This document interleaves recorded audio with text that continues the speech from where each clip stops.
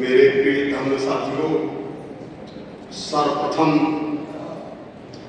महाकारुणिक करुणा के सागर, धरती के प्रथम वैज्ञानिक, महामानव तथागत भगवान बुद्ध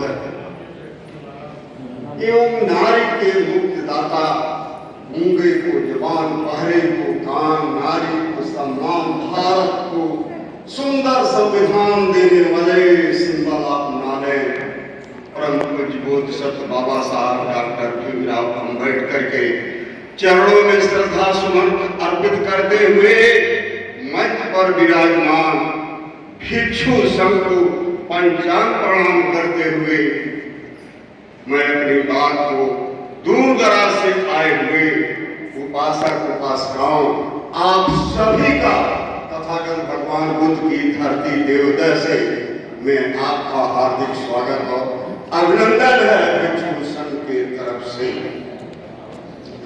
साथियों, उपासक उपासिकाओं, ये धरती जो है ये तथागत भगवान बुद्ध की धरती है। आगे बात कहने से पहले मैं इस धरती के बारे में अपने जीवन की एक वृत्तांत बात बताना चाहता हूँ। 3-4 अप्रैल 2015 को नागपुर में अंतर्राष्ट्रीय बौद्ध ऊना में अंतर्राष्ट्रीय बौद्ध सम्मेलन हो रहा था। उसमें उत्तर प्रदेश के 2 आदमी प्रतिनिधित्व करने वाले थे। एक मेरा नाम इंजीनियर बीपी भारती, दूसरे लखनऊ के जगजीवन प्रसाद जी। उनका नाम था 2 आदमी हम लोग उत्तर प्रदेश से चल करके महाराष्ट्र ऊना में गए। साथियों, जेवनी रेलवे स्टेशन ऊना के पहले हम लोगों को ये हुआ कि अपना बिस्तर संभाल करके उतरने की तैयारी की जाए। उसी समय माननीय जगजीवन प्रसाद जी के पास टेलीफोन आया कि आपके लड़के की तबीयत खराब हो गई है, आप जल्द से जल्द वापस आ जाइए किसी भी साधन से। मेरे मित्रों, ऐसे शुभ अवसर पर जगजीवन प्रसाद जी प्लेटफार्म से बाहर नहीं निकल पाए, वहीं टिकट कटाए और फिर लखनऊ के लिए वापस हो गए। मैं उत्तर प्रदेश का अकेला एक आदमी पड़ा और जहां अंतर्राष्ट्रीय सम्मेलन हो, कई देशों के कई प्रांतों के लोग आए हुए हों और अपनी बात आप अपनी वेदना कहने को न मिले तो जरूर आपको कष्ट होगा। मेरे मित्रों, यही कष्ट हमें था। 3 तारीख को जब पहले सत्र की मीटिंग हुई, उस मीटिंग में जो है सारे लोग ऊपर बैठे थे हॉल में, इससे बड़ा हॉल था, तो बैठे हुए थे और उन्होंने कहा कि भगवान बुद्ध और बाबा साहब शादी ब्याह होती है, हल्दी लगाई जाती है, आप सब लोग जानते हैं। उसी के बारे में चर्चा करने लगे कि हल्दी प्रथा को कैसे समाप्त किया जाएगा, क्या लगाया जाएगा। मेरे मित्रों, मैं भी उसमें बैठा था। मैं भी जो है सोच करके कि नहीं, आप भगवान में, मैंने ऐसे कहा, चारों तरफ से टीवी और कैमरे लगे हुए थे। मैंने कहा भगवान बुद्ध के और बाबा साहब के नियमों को आप लोग भली बात नहीं जानते हैं और उनके नियमों में संशोधन करने वाले आप लोग कौन होते हैं। मेरे मित्रों, जब इस तरह की बात, इस तरह का हाथ आया फोन पर तो सारे लोग चौंकना हुए। दूसरे टाइम जब मीटिंग हुई तो जैसे बगल में कोई बैठता है इधर उधर, तो उसके बगल में कोई वक्ता बोलता है, अपनी बात कहता है, तो उस आदमी को अगर समझ आती है या नहीं समझ आती है तो अपने बगल वाले से बात करना शुरू कर देता है। तो एक जनजावड़े वहां संचालन करने वाले थे, उन्होंने कहा कि आप डिस्टर्ब कर रहे हैं, उत्तर प्रदेश से आकर के आप डिस्टर्ब कर रहे हैं। हमने कहा श्रीमान जी डिस्टर्ब नहीं कर रहे। दूसरे दिन की बात, हमने कहा डिस्टर्ब नहीं कर रहे हैं, आपने मुझे 2 मिनट का भी समय नहीं दिया कुछ कहने के लिए। तो दूसरे दिन कर्नाटक के मिलिंद गुरु जी थे, मिलिंद गुरु जी कर्नाटक के रहने वाले थे, उनका नंबर आया। उनके नंबर के बाद मेरा 2 मिनट का मुझे नंबर दिया गया। उस समय ट्रस्टी चेयरमैन पीजी ज्योतिकर जी थे। मुझे 2 मिनट का समय दिया गया और 2 मिनट का समय में कहे कि 2 मिनट में आप अपनी बात खत्म करके आप मंच छोड़ देंगे। मैं श्रीमान जी पहले पहुंचे, अभी जैसे सुखा किए हैं, मैं हकीकत की बात बता रहा हूं। हमने कहा बहुत बहुत धन्यवाद संचालक महोदय, आपने 2 मिनट का समय दिया है, लेकिन मैं 1.5 मिनट में ही अपनी बात समाप्त कर दूंगा। जैसे सूखा चारों तरफ से वो सार मानते हैं, मैंने कहा मैं भी तथागत भगवान बुद्ध की जन्मस्थली लूंगी, उनकी परिवहन निवारण स्थली कुशीनगर, कबीर साहब की परिवहन स्थली मगहर, उसके बीच में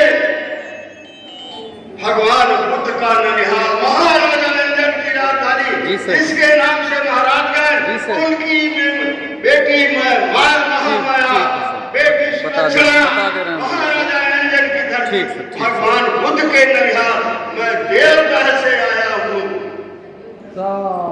इस तरह से जब मैंने कहा तो सारे लोगों ने कहा कि अब पंजाब प्रणाम उसे करना चाहिए। इस धरती की, इस मिट्टी की बात है, मुझे कहना पड़ा। देश और विदेश के लोग आते हैं तो एक चुटकी मिट्टी उठा करके ले जाते हैं और कहाँ ले जा करके रखते हैं, जो उनका अपने धर्म के अनुसार जो उनका पवित्र घर का स्थान होता है, देवी देवता उनके रहते हैं, उस मिट्टी का नमन करते हैं।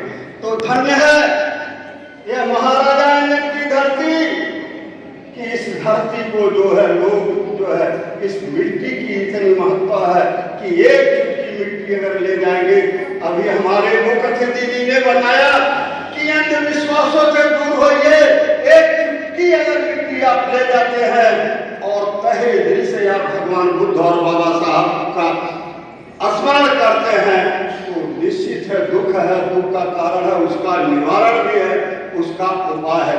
मेरे मित्रों, बातें तो बहुत है, तथागत भगवान बुद्ध के मानने वाले, बाबा साहब के मानने वाले, मैं आज इसलिए ज्यादा पसंद हूँ कि आज मेरे मुख्य अतिथि जी ने आप लोगों को, माताएं और बहनों को, सबको इतनी अच्छी बात बताया कि जो है कि अंधविश्वास से दूर होइए और अपने साथ अगर आप यहाँ से जाए तो बाबा साहब बुद्ध जी का, महात्मा ज्योतिबा राव फूले का, सतपति महाजन अपने बहुजन समाज में जब सभी महापुरुषों का जो है आप फोटो अगर ले जाकर के करते हैं तो सुबह जब उठते हैं तो हर आदमी का रात में सुबह शरीर, लेकिन जब सुबह जब आप उठते हैं उनका फोटो देखेंगे तो आपको वह ऊर्जा मिलेगी। मित्रों, उपासक उपासिकाओं, समय बहुत हो गया, बहुत ज्यादा कहना नहीं है। मैं सिर्फ एक बात और कहना चाहता हूं कि आप लोग इस क्षेत्र के जितने भी बसवासी हैं या दूर दराज से आप देखिए, यहाँ चल करके इस मिट्टी पर आगरा से कितनी दूर से लोग आ गए हैं, महाराष्ट्र से आ गए हैं, मध्य प्रदेश से आए हैं, तो ये तथागत भगवान बुद्ध की जन्म स्थली है। इतिहास में मुझे पढ़ाया गया, शायद बताया भी गया है कि फरंदा तहसील में देवदह के समय का कोई रिकॉर्ड है। मैं भली भांति नहीं परिचित हूँ, देवदह का कोई रिकॉर्ड है। भगवान बुद्ध के समय में इस जमीन का नाम, इस क्षेत्र का नाम, इस राज्य रजवाड़े का नाम देवगढ़ पड़ता था, जहाँ पर बहुत सी पुष्करणी बनी हुई है और वहाँ पर लोग बहुत ही आराम, सुख और चैन से रहा करते थे। लेकिन देवदह के बाद, भगवान बुद्ध के बाद जब इस जमीन पर, इस भारतवर्ष में मुगलों का आक्रमण हुआ, तो मुगलों का जब आक्रमण होगा तो देवदह का नाम मिटा करके आज देखिए जैसे राजनीति में चल रहा है, अपने बहुजन समाज के महापुरुषों का फोटो महापुरुषों के नाम पर जिले वहां तहसील ब्लॉक इकाई या हॉस्पिटल यूनिवर्सिटी विश्वविद्यालय बहुजन समाज के महापुरुषों के नाम से बनाए गए हैं। उनको दूसरे लोग जो आज नाम बदल दे रहे हैं, उसी तरह से मेरे मित्रों जब मुगलों का यहाँ आक्रमण हुआ, मुगलों का शासन हुआ तो देवदह का नाम बदल करके उन्होंने इस जगह का नाम बनरसगढ़ रखा। आप लोग कहानियां राधा और उदय के ब्याह में सुनते होंगे, राजा बनरसगढ़ का किला सुने हैं कि नहीं सुने हैं? राजा बनरसगढ़ का किला मुगलों के समय में इस जगह का नाम बनरसगढ़ था। मेरे मित्रों जब मुगलों का राज खत्म हुआ, अंग्रेजों का शासन आया तो इस जगह का नाम जो है बनरसिंहा कला और बनरसिंहा कुर्द के नाम से हो गया।